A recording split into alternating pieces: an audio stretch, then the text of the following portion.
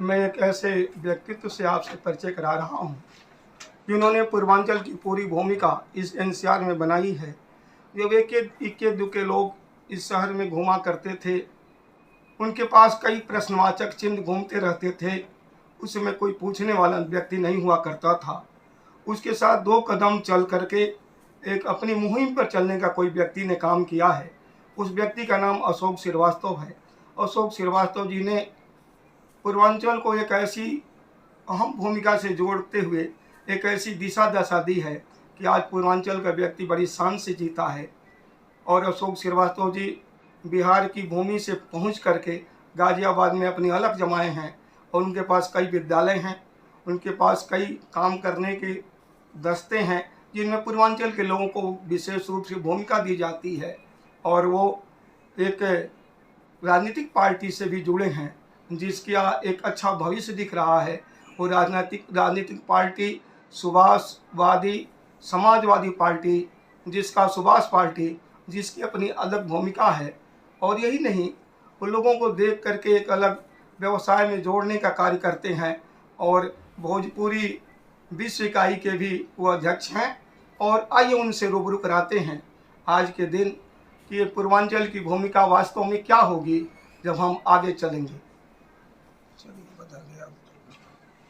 मैं अशोक श्रीवास्तव, पूर्वांचल भोजपुरी महासभा का अध्यक्ष, विश्व भोजपुरी सम्मेलन गाजियाबाद की राष्ट्रीय इकाई का मैं गाजियाबाद का अध्यक्ष और साथ में सुभाषवादी भारतीय समाजवादी पार्टी का राष्ट्रीय अध्यक्ष होने के नाते आज की आपकी इस इंटरव्यू में शामिल हुआ हूं।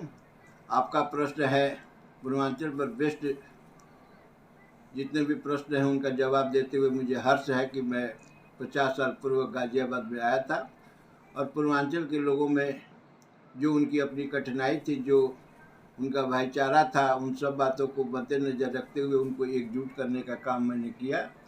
लेकिन जब उनमें थोड़ी थोड़ी धीरे धीरे बढ़ कर के समृद्धि आई, तो समृद्धि आने के बाद मेरे दिमाग में एक प्रश्न निकला कि इनको सामाजिक तौर से या राजनीतिक तौर पे उस पटल पर कैसे इनको सुदृढ़ किया जाए, उस मुहिम में मैं लगा हूँ।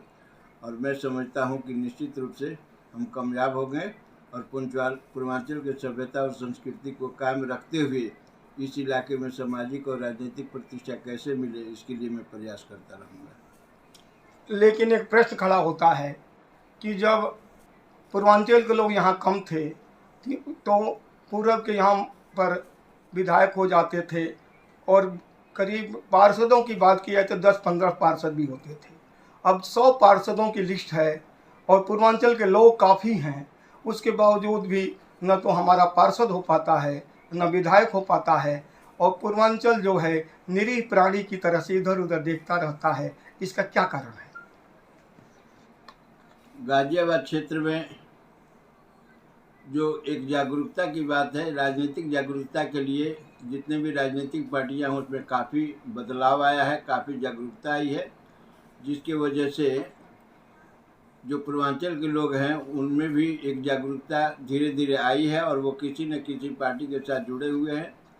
मुझे बहुत इस बात का तकलीफ़ है, आज कई संगठन के लोग आज से सुबह से 10 बजे से लेकर के 12-1 बजे तक हमारे पास संपर्क करने के लिए आए थे और उन लोगों से बातचीत भी हुआ कि अब तक वो जो जीते रहे वो ये शब्द के साथ जीते रहे कि हम पूर्वांचल के, हम पूर्वांचल के हैं, हम पूर्वीय हैं, हम बिहारी हैं, हम सब एक हैं।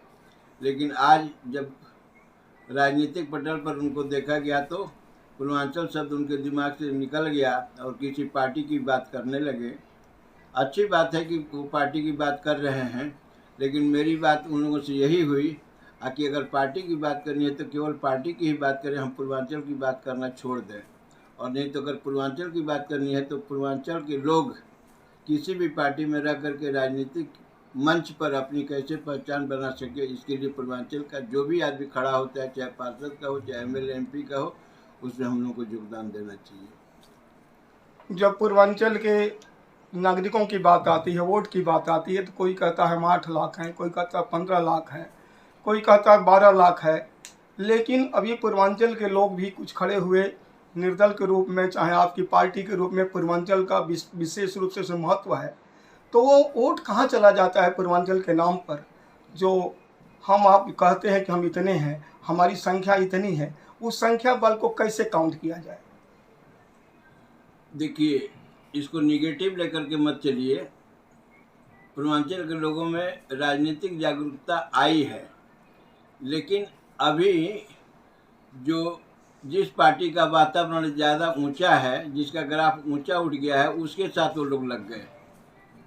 इसका मतलब यह है कि उनके अंदर जागरूकता आई है। वो केवल अपने को वोटर नहीं समझ रहे हैं, बल्कि किसी न किसी पार्टी के साथ जुड़ करके वो चले हैं।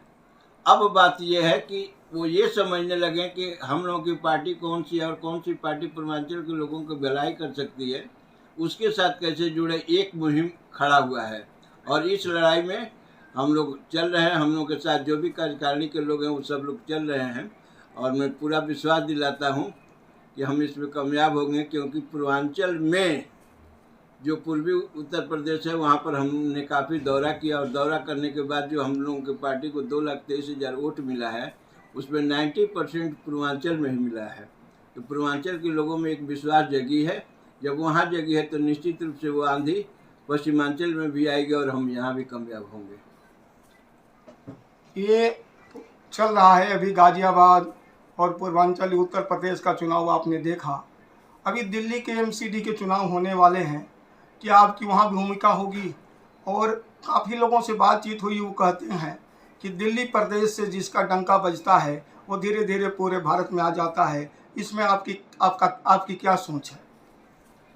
एमसीडी का जो चुनाव है उसमें भी लोग हमसे संपर्क करना शुरू कर दिए हैं, और कल शाम को ही मैंने 3 टिकट फाइनल किया है दिल्ली के एमसीडी में। और मैं ये भी आपको बताना चाहूँगा कि मनोज तिवारी भी भले ही बीजेपी में हैं और उस समय भी थे, लेकिन जब एमसीडी का चुनाव हुआ तो उन्हीं का असर था कि पूर्वांचल के लोग इतने पार्षद के रूप में जीत करके आए थे, बल्कि कई मेयर भी जीत करके आए थे। तो जो एक पूर्वांचल की सोच है, और जहाँ पर पूर्वांचल के लोग हैं वहाँ तक अपनी सोच पहुँचानी है, निश्चित रूप से हम कामयाब होंगे। भोजपुरी भाषा अपने आप में एक अतुलनीय भाषा है, और भोजपुरी सरीखे लोग, चाहे गुजरात की बात हो, हिमाचल की बात हो, पूरे देश में बिखरे हुए हैं। और उनके संतुलन के लिए भोजपुरी भाषा एक माध्यम है। तो आप जहाँ पर भोजपुरी भाषी लोग हैं, कहाँ कहाँ तक आपकी पार्टी काम करेगी, कहाँ कहाँ तक आप पहुँचेंगे, और क्या आपकी उनके उत्थान के लिए क्या क्या आप सोच रखे हैं? देखिए, पूरे भारतवर्ष में भोजपुरी के लोग जहाँ जहाँ मुख्यतः पहुँचे हैं, मुख्यतः में सबसे ज़्यादा उत्तर प्रदेश ही है। पश्चिमी उत्तर प्रदेश में ज़्यादा पहुँचे हैं। तो अभी तो हमारी जो सोच है और लड़ाई लड़ने की जो इच्छा है वो वहीं पर है कि जहाँ पर भोजपुरी के लोग पहुँचे हैं, भोजपुरिया जहाँ पर पहुँचे हैं।